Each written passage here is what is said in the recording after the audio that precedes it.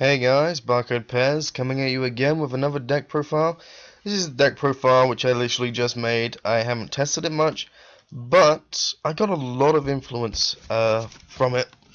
Like, a lot of the cards in this deck kind of influenced me to make the deck, and I think is an amazing deck.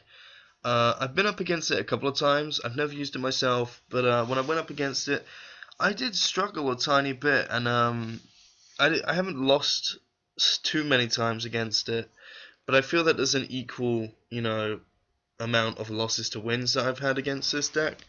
But, um, sorry, I was just moving. But without further ado, I will get on with the deck profile and then I'll explain it afterwards, just for you guys. Alright, well, to start off, this is Constellar, and we start off with 3 Constellar cost. This is the main card of the deck by far. This card cannot be used as a synchro monster. Up to twice per turn, you can target one constellar monster on the field and choose one of these effects. Sure. And then you can resolve the effect chosen. You can either increase a constellar monster's effect, level by 1 or decrease it by 1. So you got a couple of play options there. And it's kind of stupid with this guy, Constellar Pollux. This guy is pretty much like Evil Swarm Castor. During the turn this card is normal summoned, you can normal summon one Constellar card in addition to your normal summoner set. You can only gain this effect once per turn. So you can't exactly like spam the effect, but it leads to plays. And it can lead to plays like this, Constellar Retcher. This guy is pretty cool. When he's normal summoned, special summon a Constellar monster from your hand in face up defense position. So pretty much with that, you'd probably just go for the second Retcher. I mean, there's no restriction saying you can't go for a second Retcher, so why wouldn't you? I mean, you can go Photon Strike Bowser or Constellar Messiah 7. I mean, it works so well. Then we have one of my favorite cards actually from this, Constellar Algida. This guy is pretty stupid combined with Pollux. Because with this guy, normal summon, then you normal summon Pollux, then you normal summon him, then you can special summon. So you'd probably special summon him. So it leads to stupid amounts of plays. These cards support themselves in a really stupid way, like Evil Swarm do. But now I'll continue. Sorry, I don't know why I'm out of breath, but I must have been doing a major workout, just sleeping my ass off. But now I'm going to go into the monsters which aren't Constellar. Actually, hold on, I nearly forgot. We got two searchers. The Constellar Shiratan. This guy is pretty cool. I'm only running 2 because I don't think you'd need to run 3. I mean, look at the Constellar monster count.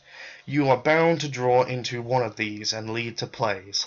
So Constellar Shiratan,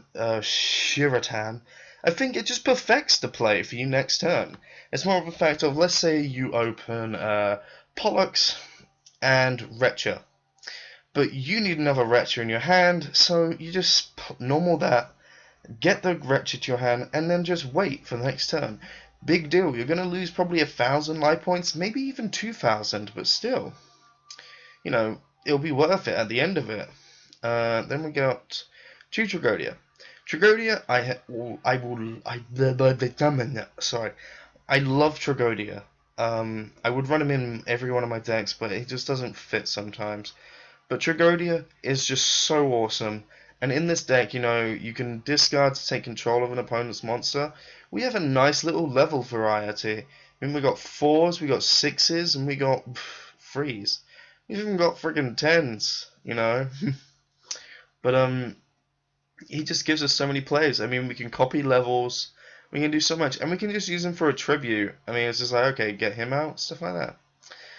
We got Battle Faders. Battle Faders just to stop OTKs. When I'm testing a deck, I will always have Battle Faders in there, just because I need that element of just being able to stall for a little bit, just so I can get used to my hand. But still, Battle Fader's good because of the tribute, and I know I'm keep leading up to this tribute, and it doesn't seem too good, but I reckon if I actually played it, it would be awesome. The Then we got this Honest. Everybody loves Honest. You gotta run Honest because it's a light deck. Then we got 2 Photon Thrashers. These guys are awesome. I mean, Thrasher is just like, okay, I'm just gonna play him, then end. He is a wall, but with an attack. The same with Cyber Dragon.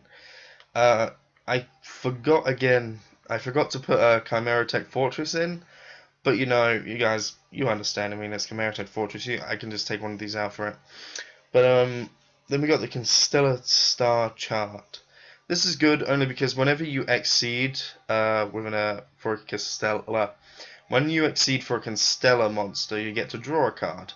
I mean, it's like Wind Up Factory and that Moldolce card. I can't remember, but it's pretty good. I mean, this deck just reminds me of, it's like a mixture between Evil Storm, Moldolce, and Wind Up. It's kind of stupid in its own way. But then we got Constellar Super Rebirth. A couple of people I see, they always hesitate to use this. I don't know why. I mean, yeah, you can't attack, but at the end of the day, big deal. You can just go off with your effects. Just, you know, oh, add 2 to your hand. Okay, I'm gonna add Pollux and this guy. Okay, go into Pleiades. Bounce the target to the hand. End turn. In their turn, as soon as they summon, bounce that back. My turn. Overlay for Messiah. You know, it is so stupid.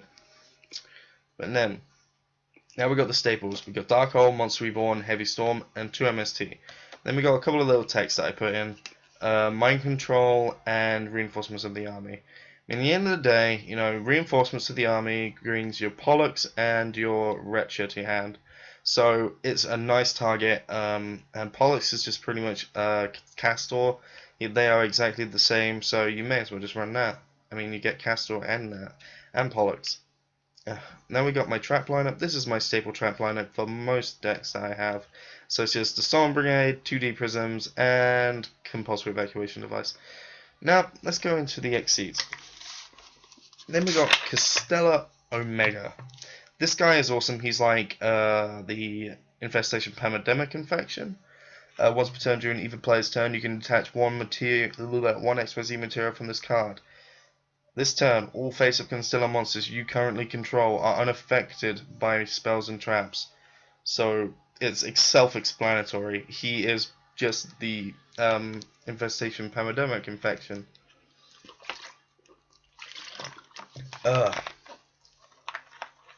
Then we got Constellar Pleiades.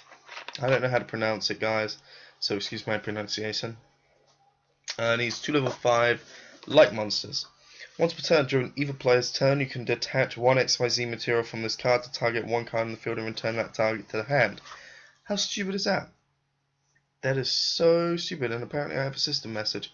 But either way, that is incredibly stupid. I remember when my opponent first summoned this, I had no idea what it did. Then he just bounced my stuff in my hand. I was like, whoa! You know? It was pretty stupid. Then we have the boss, Constellar Messiah 7. This is the guy that influenced me to make the deck, because I'm always running him in quite a lot of my decks, and I wondered to myself, what are Constellars actually like? Because if they got such a boss like this, then they have to have something. So I did a little bit of research, and I just came up with this deck, and I think, it does. Sorry about that. If it seemed a bit jittery just then, it's because I made a little bit of a mistake at the recording, and it paused. So anyway, yeah, this guy made me wonder to myself, like, what are Constellars actually like? And they seem to be pretty awesome. I mean, I can imagine it being a pretty boss deck. So, and plus, with him, you don't even need, like, lights or anything like that. It's just 2 level 6 monsters. So it's like Photon Strike Bouncer, which is awesome. But now we got our staple rank 5s. These are the staple rank 5s that I'll always run in my decks if I'm running rank 5s. So we got Adrius, Keeper of Armageddon, Tyrus, Keeper of Genesis, Wind Up Zenmao, and Crimson Armor Ninja. These guys are awesome, and they're pure situational, and it's good situations as well. Then we have our Photon Strike Bouncers. This is mainly for these plays. I mean, after all, we can use him, we can overlay him onto him. so it works. I'd rather use a Retcha effect to get Strike Bouncer out, but then again, I guess it is purely situational effects. Then we have the Photo Knight Palladius. He's very good. He looks like a Gundam, and it's just awesome. I love his effect, but I've never used him before, and I'm still yet to test this deck, and I think it's going to do pretty well. Then finally we got Shotmaster. A lot of people question why I have Shotmaster. We have options to do Shotmaster, so why not use Shotmaster? At the end of the day, if you've got a play which you can do Shockmaster with, you may as well do it. But either way, that is the deck profile, guys. There isn't much of a side deck. Actually, there is no side deck. And that is really because I changed my side decks. I explain this in every one of my videos. I will start putting in like a staple of what you can put in and what runs well in a side deck with this. But to be honest, the thing that I feel that runs good in this side deck is mainly like Deep Fissure, because we don't have a lot of cards that have to be sent to the grave apart from Honest. And at that point, we can just get out all of this to protect ourselves. And at the end of the day, if you've got Deep Fissure out on the field and your opponent has to have a graveyard, then you're going to be stalling him out just with Deep Fissure, and they're not going to be able to do much. So that's really what I can say. There's not much else that I would put in, because I haven't really put much thought into the side deck. But anyway, I'm yawning. Anyway, I'm Barcode Pez. I'm signing off. I hope you guys have enjoyed the profile, and if anyone has any constructive criticism or has any advice, please let me know. I'm thinking of making this deck just for fun, and I think it'll do pretty well. I mean, I don't think it'll do as good as Evil Swarm, but I think it'll do pretty damn well at the end of the day. But anyway, I'm Barcode Pez. I'm signing off. I hope you enjoyed this deck profile as much as I did. So I'll see you guys later. Goodbye.